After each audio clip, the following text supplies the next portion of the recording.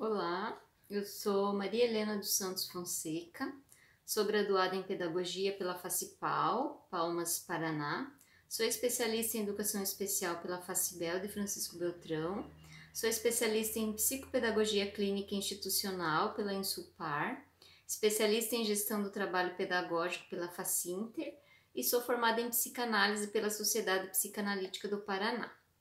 O tema que eu vou apresentar do meu artigo hoje fatores implicados sobre a capacidade do aprendiz. Esse foi o artigo que eu escrevi. Os objetivos desse artigo é discutir sobre o que pode estar influenciando o fracasso escolar e a não aprendizagem da criança. Outro objetivo é qual a importância da relação social da família e da escola nesse processo. Outro objetivo é entender a criança como um ser biopsicossocial e também poder intervir no processo ensino-aprendizagem de forma a acreditar e a desenvolver o potencial dessa criança. Todo o meu trabalho ele está embasado no livro da Anne Cordier, Os Atrasados Não Existem, Psicanálise de Crianças com Fracasso Escolar. Também está embasado pela Melanie Klein, tá? Também por Monteiro e também por Maria de Fátima Russo. As principais dimensões e argumentos, desse meu trabalho, eu fiz um estudo de caso junto com uma criança de 8 anos que experienciou o abandono da sua escola porque não conseguia acompanhar os conteúdos. E embasado em Cordier e na utilização do método multissensorial fonoviso-articulatório da Renata Giardini, e também unindo esse trabalho à psicanálise, nós podemos entender que os fatores implicados no fracasso escolar, tais como o aspecto sociocultural, os conflitos familiares, os sistemas pedagógicos, a deficiência intelectual, não são por si mesmos suficiente para explicar essas causas, sendo inclusive considerado sinônimo de fracasso de vida. Entende-se a partir desse viés que para que a criança aprenda, ela precisa ter desejo. E a gente sabe que ninguém pode obrigar alguém a desejar. E segundo as teorias lacanianas, a demanda pode esmagar o desejo de aprender em algumas patologias. O desejo de saber e a necessidade de compreender estão dentro do indivíduo. Aquilo que esmagou o seu desejo de aprender quando não conseguiu se alfabetizar e o fez inconscientemente não desejar mais aprender, pois não conseguia nunca terminar as atividades na escola. Essa criança ela foi diagnosticada pela psicóloga com deficiência intelectual e com isso ela anulou-se o potencial dela diante desse diagnóstico. Na crença de uma incapacidade, porque ele não se alfabetizou em 2 anos de tentativas na escola comum, ele frequentou o 1º e 2º ano e ficou retido no 2º ano. Quando chega para atendimento, ele encontra-se totalmente desmotivado, sem estímulos para avançar em qualquer área. Na aprendizagem, está na fase pré-silábica de escrita, sem sequer identificar as letras do alfabeto. Percebe-se, quando se está observando ele, apenas frutos de insistência, de tentativas de memorização.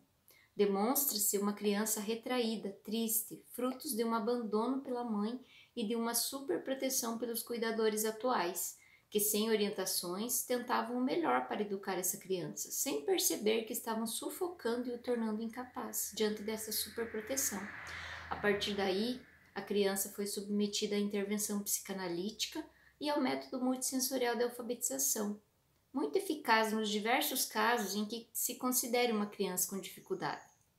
O trabalho é realizado tratando do afetivo, emocional e social da criança, e também os traumas que ela trouxe de insegurança, crenças limitantes, e esse trabalho foi unindo família, escola e terapeuta, e o resultado disso foi um recomeço para todos. Depois de 1 ano de trabalho, ela avança no processo de alfabetização, melhora no seu comportamento, no relacionamento com as pessoas, em casa, na escola e com os colegas. Está uma criança mais doce, motivada a voltar a sonhar. Vive uma nova forma de se ver o sujeito e sua aprendizagem. Pulsa nele o desejo que o desafia a avançar. Acreditar em si mesmo o faz desejar, O desejo é uma pulsão de vida, é uma busca constante que faz crescer, viver e lutar. O que estava acontecendo com essa criança era uma demanda de fracasso, de desvalorização, de medo, que sufocava o desejo de aprender. Não havia motivo, não havia força, não havia desejo de vencer, pois nunca conseguia acompanhar nenhum colega da idade dele. Os outros realizavam as atividades e recebiam aplausos da professora, recebiam aplausos dos pais. Nas reuniões em que os pais estavam sempre presentes, ele era sempre o mau aluno, o que não aprende, o chorão, o fragilizado. A frustração de um pai que ouve que esse menino não vai para frente, que não vai aprender, que não consegue e que a escola já tentou de tudo. Aí a gente pode observar do ponto de vista da psicanalista Melanie Klein que as crianças desenvolvem e que essa transferência das suas mais intensas fantasias, ansiedades e defesas em casa, na creche, na escola, nos diferentes momentos do dia, no convívio escolar e durante as aulas. O educador deve estar atento às manifestações da criança. Ele precisa envolver-se com ela e procurar levá-la a se perceber, a estimular, a manifestar, encorajá-la a tentar experimentar, elogiar suas primeiras tentativas, permitindo-lhe a personificação de papéis sociais que estão presentes em sua realidade, estimulando a criar situações e reproduzir através do brincar. O educador, sendo mediador fora de sua convivência familiar, torna-se um grande interventor para o desenvolvimento emocional e cognitivo das crianças. Pode-se dizer hoje que nessa criança existe uma nova pulsão de vida e mostra que quando desejamos e queremos, todos conseguimos. Quando existe uma escuta e uma intervenção, independente do tempo, um dia ela vai acontecer. No decorrer desses 2 anos de terapia e trabalho na escola, com a família sempre presente, tenho tornado uma criança desejosa e confiante. Todo o trabalho que o leva a avançar no processo de alfabetização melhora no seu comportamento, no relacionamento com as pessoas em casa, na escola, com os colegas.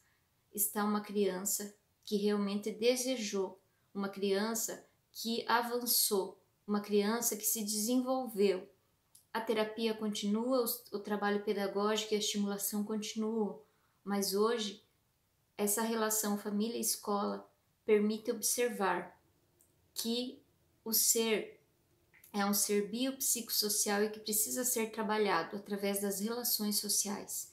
E que tanto a família quanto a escola, quanto as pessoas que convivem com as crianças, são essenciais para que o sucesso escolar aconteça.